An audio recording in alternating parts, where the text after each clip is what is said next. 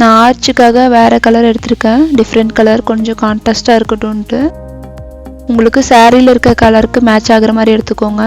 என்னோடய சாரியில் வந்து கோல்டும் ப்ளூ மட்டும் இருந்ததுனால நான் கொஞ்சம் கான்ட்ராஸ்டாக இருக்கட்டும்னு சொல்லிட்டு சாண்டில் எடுத்திருக்கேன். 4 டைம் செயின் போட்டு கீழே லாக் பண்ணியிருக்க இடத்துல சேம் அதோட சென்டரில் லாக் பண்ணிக்கோங்க. இது டெசல் கட்டுறதுக்கான கேப்பு. இப்போ டபுள் க்ரோஷே ஸ்டார்ட் பண்ணிக்கோங்க. ஆர்ச்சுக்கு 4 டைம் செயின் போட்டிருப்போம் இல்லையா, அந்த இடத்துல போடணும். டபுள் க்ரோஷே 13 டைம்ஸ் போடுங்க. என்னோட ஆர்ச்சுக்கு நான் 13 கவுண்டிங்ஸ் வச்சுருக்கேன். உங்களுக்கு கொஞ்சம் ஆர்ச் பெருசாக வேணுன்றவங்க 15 கவுண்டிங்ஸ் வச்சுக்கோங்க.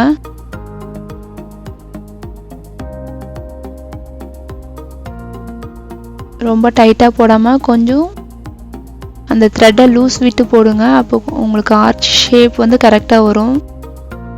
நிறைய பேரோட டவுட்டே வந்து ஆர்ச் ஷேப் கரெக்டாக உட்காரலன்றது தான்.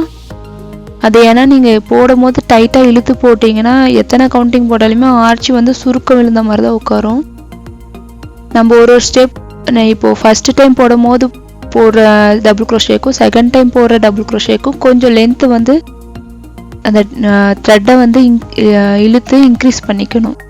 ஸோ சென்டராக வர இடத்துல இப்போது 13 கவுண்டிங்ஸ்னால் 7th வர்றது வந்து சென்டர் பாயிண்டில் இருக்கிறதுக்கும் 8th போகிறதுக்கு கொஞ்சம் ரெடியூஸ் பண்ணிக்கணும். அப்போ உங்களுக்கு வந்து அந்த ஆர்ச் ஷேப் வளைக்கும் போது கரெக்டாக உட்காரும்.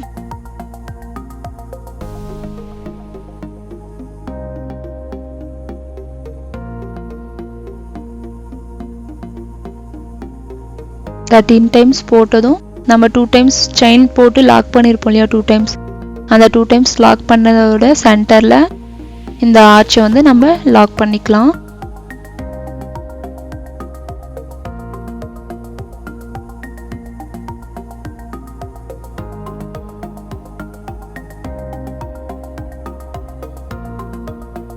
இப்போ லாக் பண்ணிவிட்டு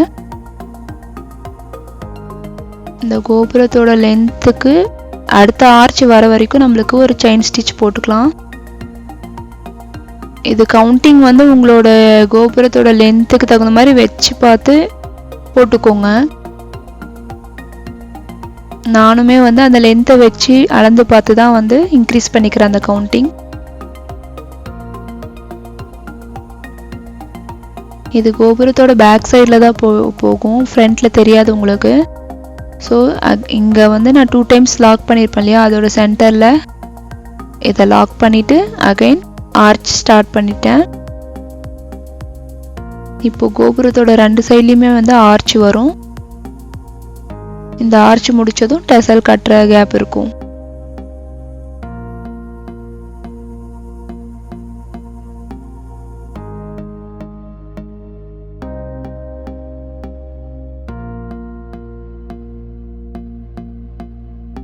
ஆர்ச் எப்பயுமே ஸ்டார்ட் பண்ணுற போது அந்த டபுள் க்ரோஷேக்கு கொடுக்கக்கூடிய லென்த் வந்து கொஞ்சம் நல்லாவே ஃப்ரீ விட்டு கொடுங்க. அப்போ தான் உங்களுக்கு இழுக்காது அந்த ஆர்ச்சு.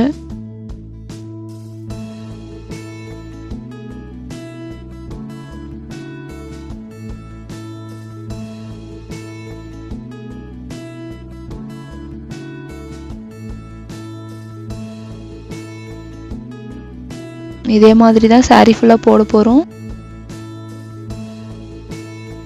ஃபஸ்ட்டு டவர் லைன் ஃபுல்லாக முடிச்சுக்கோங்க. முடிச்சுட்டு அடுத்தது ஆர்ச் லைனுக்கு வாங்க. ஆர்ச் லைன் முடிச்சுட்டு அப்புறமேட்டு நம்ம டெசல் கட்டுறது எப்படி, அதுக்கான டிசைன்ஸ் எல்லாம் பார்க்கலாம்.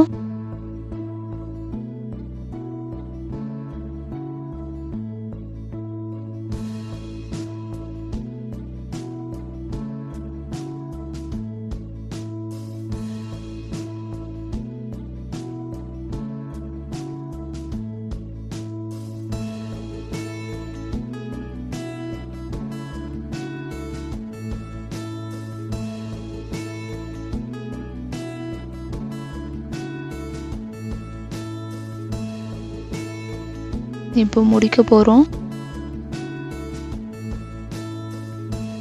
கவுண்ட் பண்ணிக்கோங்க, 13 டைம்ஸ் இருக்குதான்ட்டு பார்த்துட்டு நம்ம சாரியில் லாக் பண்ணிக்கலாம். இதே மாதிரி தான் சாரீ ஃபுல்லாக போட போகிறோம். இது முடித்ததும் டெசல் கட்டுறது, அதுக்கப்புறம் நம்ம கோபுரத்தோட எண்டில் பீட் வைக்கிறது, அப்புறம் ஸ்டோன் லேஸ் அட்டாச் பண்ணுறது, இந்த 3 ப்ராசஸ் இருக்குது.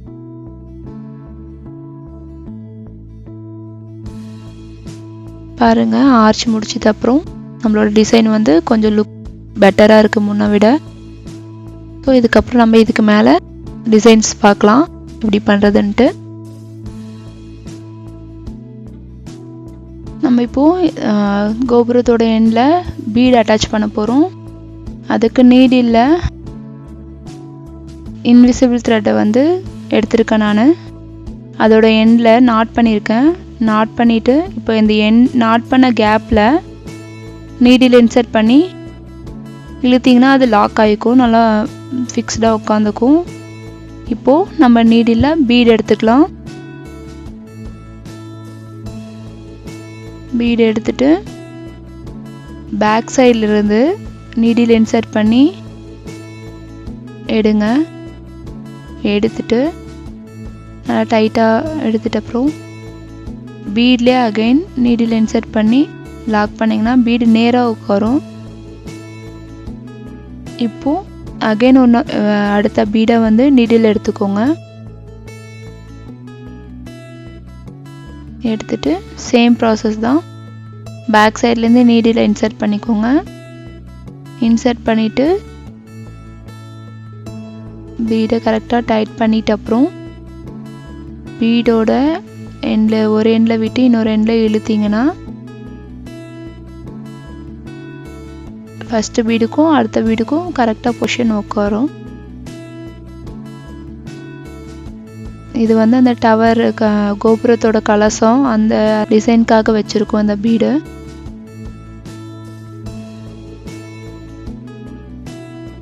கலசம் மாதிரி நம்மளுக்கு தெரியும் பார்த்தா. சேம் ப்ராசஸ் தான், பீடில் நீடில் இன்சர்ட் பண்ணி எடுத்துக்கோங்க. எடுத்துட்டு லாக் பண்ணிக்கோங்க. இந்த த்ரெட் வந்து கொஞ்சம் எக்ஸ்ட்ராவாக நீட்டிட்டு இருந்தாலும் ஒன்றும் பிரச்சனை இல்லை, இது இன்விசிபிள்ன்றதுனால தெரியாது.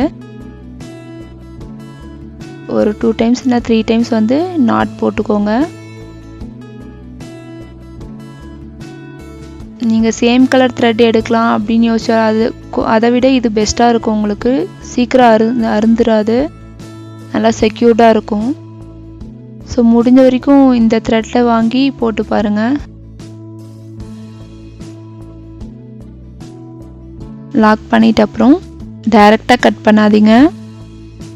இந்த த்ரெட்டு வந்து இன்னும் கொஞ்சம் லென்த்து வந்து எங்கேயாவது செக்யூர்டாக இருக்கிற மாதிரி இன்சர்ட் பண்ணி இழுத்துட்டு கட் பண்ணுங்க. ஸோ நம்மளுக்கு எட்ஜை ஒட்டின மாதிரி கட் பண்ணாமல் கொஞ்சம் விட்டு கட் பண்ண மாதிரி இருக்கும், கலந்து வராது. கட் பண்ணிவிடுங்க. நான் என்னோடய எக்ஸ்ட்ராஸ் எல்லாம் ட்ரிம் பண்ணி விட்டுறேன். நம்மளோட கோபுரம் இப்போ பர்ஃபெக்டாக ரெடி ஆகிடுச்சு. நெக்ஸ்ட்டு நம்ம ஸ்டோன் லேஸ் எப்படி வைக்கிறது, டெசல் கட்டுறதெல்லாம் பார்க்கலாம். இப்போ நம்ம டெசல் கட்டலாம். 2 ஆர்ச்சுக்கு நடுவில் இருக்க கேப்பில் தான் டெசல் கட்ட போகிறோம். நான் கோல்டு கலர் த்ரெட் எடுத்திருக்கேன். சேம் கவுண்டிங் தான், எல்லா டெசல்ஸ்க்கும் போடுற மாதிரி 120 கவுண்டிங்ஸு. இப்போ நம்ம மடித்து பிடிச்சிருக்கும் போது டோட்டலாக வந்து அது 240 இருக்கும். நீங்கள் சுற்றும் போது 60 கவுண்டிங் சுற்றினீங்கன்னாவே போதும். அது வந்து நம்ம நீடில் போடும்போது 120 நம்மளுக்கு வந்துடும். ஜரி த்ரெட்டில் நான் லாக் பண்ணிகிட்ருக்கேன்.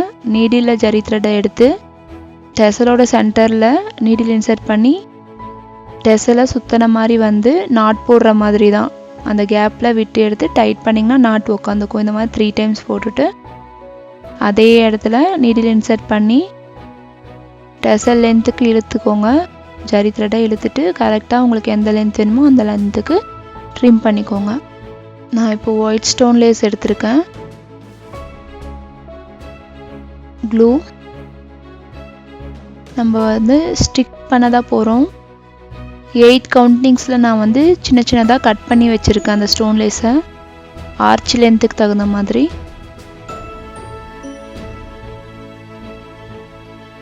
ஆர்ச்சோட எண்டில் க்ளூ போட்டுக்கோங்க.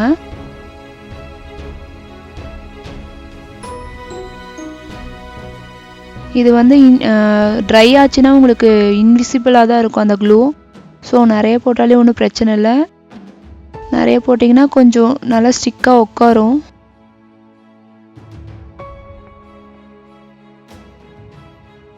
ஸ்டோன் லேஸை வச்சுட்டு ஒரு நீடில் எடுத்து இந்த மாதிரி ஷேப்பை கரெக்டாக அட்ஜஸ்ட் பண்ணிக்கோங்க.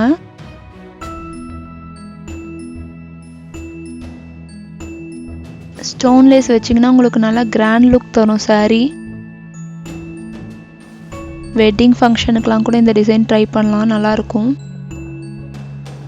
நம்ம சாரீஸில் சப்போஸ் கோபுரம் டிசைன் வருதுன்னா அந்த சாரீஸ்க்கு தகுந்த மாதிரி இந்த டிசைன் போட்டிங்கன்னா அப்போது இன்னும் பர்ஃபெக்ட் மேட்சாக இருக்கும்.